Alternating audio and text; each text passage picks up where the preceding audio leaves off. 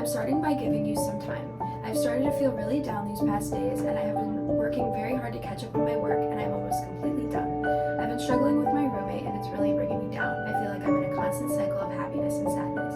Very happy to extreme sad. I just want to let go of you for the moment, just until school is done. I've given you my time today. Goodbye.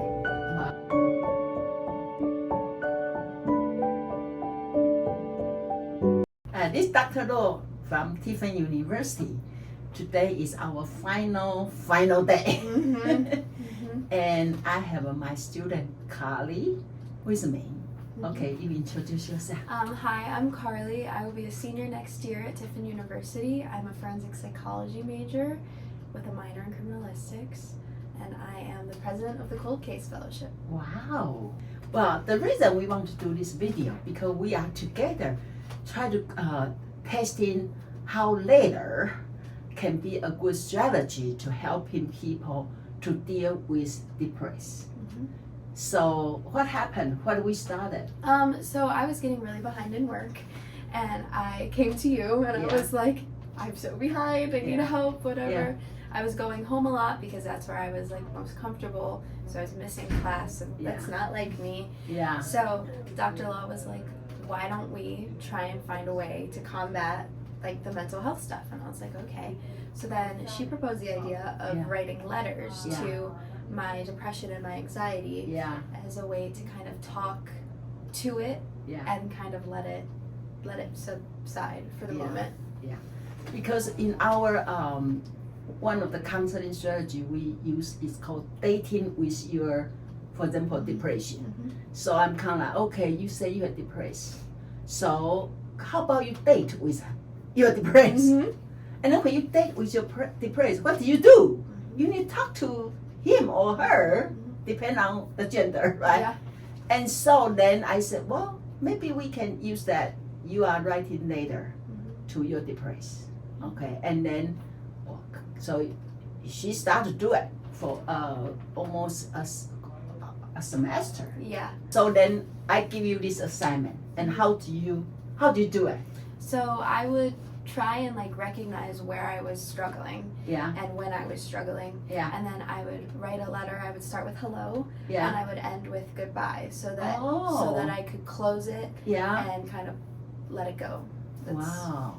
Can you read one for us? I can. That also that part of the counseling strategy in narrative therapy.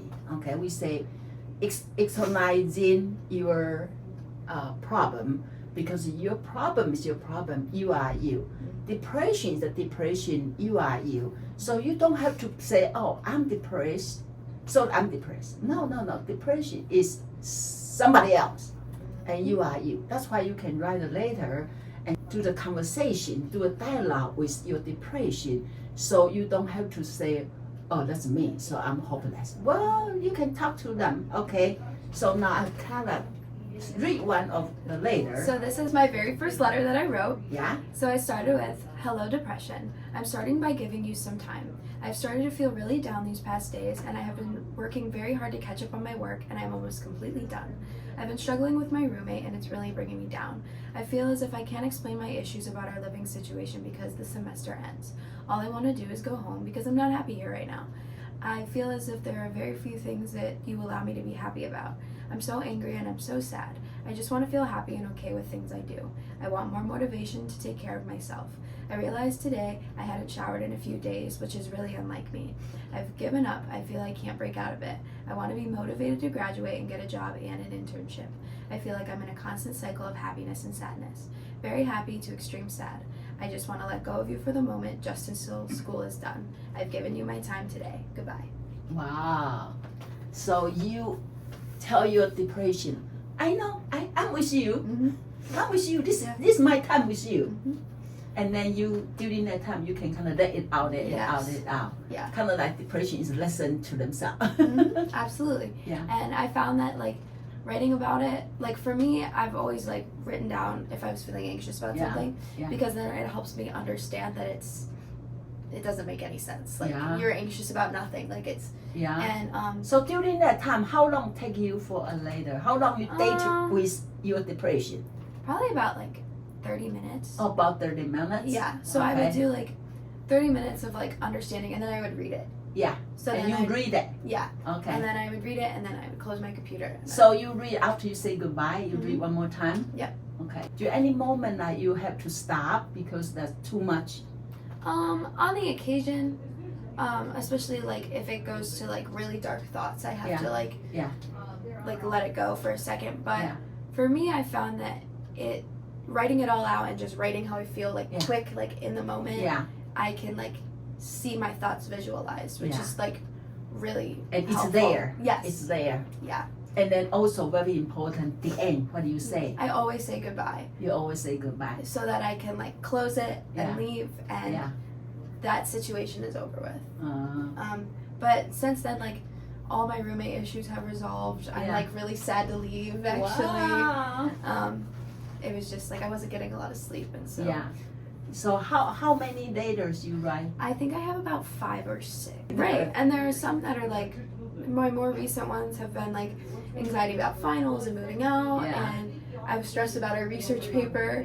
But I got all of it done, and then I wrote a letter last night after I had finished all of my things. Oh, really? Yeah. So once I was like finished with everything, I was able to kind of feel the depression but not feel the anxiety. Wow. So read one is that in the middle of your in the middle. or Let's second see. or third. Here, She's 14. such a good student. I say, let's do this. And then she really committed to it. Let's read a little bit slower so we can feel it. Okay, so I said, hello, depression. I'm really struggling to feel like a good person. I know I am a good person, but I have made mistakes. I'm trying to remind myself I don't know my friends very well yet, so how am I supposed to know what makes them upset? I don't. I just want to be liked, and you make me believe I am not. It hurts me a lot, and I'm trying to be rational. I really am. It's so hard to be rational, though. I just want to go away. I just want you to go away and let me live. I am taking myself back. I am not a bad person. I'm smart, funny, and pretty sometimes. There you say you make me what? I said that You make me not a good person? you make me feel like I'm not a good person. You make me feel okay. So then So you start to argue and with your depression. yes. Okay. And then the second section is like about my relationship, but that really doesn't have anything to do with school. I also talked about my family. So my family has been like giving me a lot of stress because I am behind in something. So like I work to get a job, but I haven't gotten a job yet. So how do you tell depression about that part? I said, like, I'm at school and I get yelled at for not managing time. It's so hard to manage your time when you finally find something that releases serotonin and makes you happy. I gave you time, I talked it out, and I'm a ball of anxiety, but I'm taking breaths and trying to let go. Goodbye. Okay. Can we say the last sentence and goodbye? Very yes. Okay. I give you a time. Okay. It's hard to manage your time when you finally feel something that releases serotonin and makes you happy. I gave you time, I talked it out, I'm a ball of anxiety, but I'm taking breaths and trying to let go. Goodbye. Wow. See how powerful like this. But the reason we say write a letter rather than just talk out, because when you say out loud, it's good feeling, but then after you say it, you may forget about it, unless you record it. But when you write a letter, you can always go back to look at what happened before, what happened in the process. I didn't remember writing it. This can become a book. Like seeing Dating with your depression. Yes, absolutely. Yeah. It's similar. I think it's similar. What is it? The empty chair. Empty chair. Yeah. The empty chair technique, because like you are like doing it with yourself. Yeah. But instead of like actually talking it out loud, you can recall what you said. So. Yeah. Okay. Let's go to the later to last night. The end of semester. So when you write the letter, usually where you are? My dorm room. Your dorm room? Okay. Sometimes I'll write them from my phone. Okay. Too, like if I'm laying down and I'm trying to relax. Yeah. So do you want to hear the one about my anxiety? We haven't read an anxiety one yet. yet. Okay. So this one's like really short. But Okay. Dear anxiety, I have a migraine. If it's your fault, I will be very upset. This is the night before the last day. My room is finally cleaned and everything is packed. My essay is done. I will sleep good tonight if you let me. My newest issue consists of the amount of things in my car and driving home. I am fine and will remain fine. Last week, I drove home with a fridge and shelf. I'm ready for this year to be over and enjoy summer. Thank you for keeping me in check with my grades and homework. Even though you make me incredibly upset, I still try to find the positives of you sticking around. I'm ready to leave school and proceed with the good weather. Good night. Wow, and now this time good night. Yes, because then you can also like write about the negatives, but understanding the positives helps you kind of understand it. And even they may be negative some way, but because that your depression, anxiety make you become stronger and have something to fight. Yes, absolutely. Okay, start it from the beginning. What's the beginning? Sorry. Dear anxiety. Yeah. I really understand where you're coming from in regards to moving out.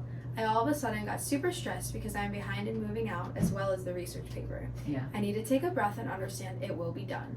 Everything will get done. The next 2 days may be stressful, but in the end it'll all be worth it. You're over halfway done with your paper. You have a mini vacation coming up soon and stress should be off your back. Take a breath. All is well. The world isn't ending. You're just stressed. I know you're making me not sleep though. I'm so tired. Everything will get done and be okay. You will move out successfully and drive home and get your work done. You always do. Yeah. I realize this is stressful for me because I've never done it before, and that's okay. But I have to think about the fact it won't be hard. It's easy. You're not behind. Many people are in the same boat. Please let me relax. You're making me even more tired. I'm taking my power back. Good night and goodbye. That's pictures. So you have your anxiety, your depression, hide behind this computer and have been lessoning you for the whole semester. Okay, so now picture you go back, you are your anxiety. Talk to the Kara for or see the progress. Thank you for communicating with me. I understand where you are now and what boat you're in. I stick around because that's all I know how to do. I don't know anything different. And you writing it out, I think, makes you understand what's going on and the reason that I'm making you feel this way. So you're behind, so we're going to make you anxious. You're sad about something, we're going to throw you into depression. It's just like you have to figure out how to come out of it. And thank you for writing me because I understand where you're feeling and how you're feeling about it. So now that you understand and I understand, we can start coming to a consensus of letting anxiety and depression go. Wow. Thank you. Wow. Okay. So how do you feel when you hear your anxiety talk to you? I think I understand where it's coming from. A lot of this for me has been about understanding. So it's been like, I'm feeling this way because, hearing what the anxiety and the depression have to say has become kind of more of a way of cognitively understanding. So it makes it a little bit easier. Because quite often when we suffer from depression or anxiety, we feel we are vulnerable because we are passively get all this, and then we feel we are suffering. But by doing this, you take them out. And you start to talk to them, and so you are in control, right? I can decide, okay, I'm going to talk to you. I'm in charge. I'm talking to you about what happened, how you did to me. And instead of like pushing it away, face it so that it doesn't come as strong. Because that's something that I've struggled with too. Like I'll push it away, and then I'll like have a full-blown anxiety attack. And then when you push away, actually, unconsciously you are anxious. Even more. You are. And so I think I'm going to continue this in the summer. Please. And come back and show you all my letters. But I found for me personally, like journaling has never really worked. It's like a counseling strategy. I've tried it before. Oh, really? And the only time I would journal was when I was like really anxious. So I could write down my thoughts and see that they're inconsistent. But this I found was like... Why this one different? I feel like I'm talking directly to someone. When you're writing in a journal, you feel like you're just... Eating yourself. You're just not, you're not like talking to anyone specific. You're just blah, blah, blah, blah, blah. But there's like a purpose to it. So I've always been really into writing, so I used to I still do. Like, we'll write like fiction novels Yeah. and like whatever. Okay. So this like helped me kind of go in that fiction mindset and kind of visualize anxiety and depression as an actual human being. Okay. The depression and anxiety, when you talk to them, do you picture they are female or male? I think it was male. It's male? Yeah, and I think Which one? They both male? Anxiety and depression? I think so. Okay. Because my old counselor used to call it the elephant in the room. Yeah. So it's the elephant. Okay. Do you like which way is better? Do you like to think they are a person or they are animal? A person. Because a person they have same level of understanding and they can talk to you. Absolutely. Okay. Rather than you just dump them. Yeah. Oh. Yeah. It's very interesting. Isn't it? Right. Thank you for encouraging Wow. me to do it. Yeah, because for people they like to write, writing already the nature for you, and but also important you willing to face it and willing to talk to them, you know. Yeah. Yeah. For me, I found that we were talking before, just push it away, and that affects me in all ways of life. So my grades, my friendships, my family, my love life, like all stuff like that. So if I found that like actually writing it down helps me see it and then acknowledge it, put it away. And I think that's really good. When you close the computer, you really say goodbye. When you close out the tab and you move on to your assignment. I already tell you, I already say goodbye, so don't come back to bother me. And when you and I talked about it, your big thing was acknowledging it, closing it, and putting it away. And so that's what I found was like the most helpful, like that physical action, like really was important. So tell the people out there they also have suffering anxiety and depression. How do they use this strategy? Give them some encouragement. Okay, so the way that I did this was I would pick the entity that I wanted to talk to. So for me, it was depression, anxiety, and I could also talk to like other mental stuff that I've got going on, but those were my main two. And I would always open with hello. How that hello is helpful. So hello kind of just opens the conversation. So with hello, and then that kind of should get you in the mindset of writing. Say I'm here, ready. So you would talk about how they're making you feel. What's going on. How and what's going on. And then I always like to do my last paragraph as something in regards to calming myself down. So your paper will get done. Your driving will be fine. You'll get all packed. There's a million people in the same boat. Stuff like that. Because then going back when I read it, I know that it's kind of you're good. You're good. And it eases a lot of the anxiety. And then I always end with goodbye. Goodbye. Or good night. Or good night. Close my computer. Wow. Go to bed, take a nap, something like that. Wow. So you feel you finish. You finish your thought. You finish your feeling. And the most important, you're willing to face and say hello to the thing that bother you. Right? When you say hello, then open your mind. And you feel, okay, now we can talk now. And then goodbye closes your mind. And then the end, make sure you have your anxiety and depression or whatever bother you, share with you what they think about. And give you encouragement. And then like you say, now we got a consensus. Now we can work together. So I like that. I like that thought that you just said. I didn't view it that way before, but like that ending paragraph is your anxiety talking back to you. I want you to send that the later the feedback also included. That's your last homework. I will do it when I get home tonight.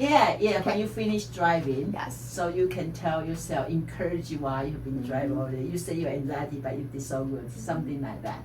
I made it home. So thank you for your watching. Hopefully you learned this. That is one more strategy you can try. Is dating with your problem and talk to them, and you can write later. Okay, thank you. Bye bye.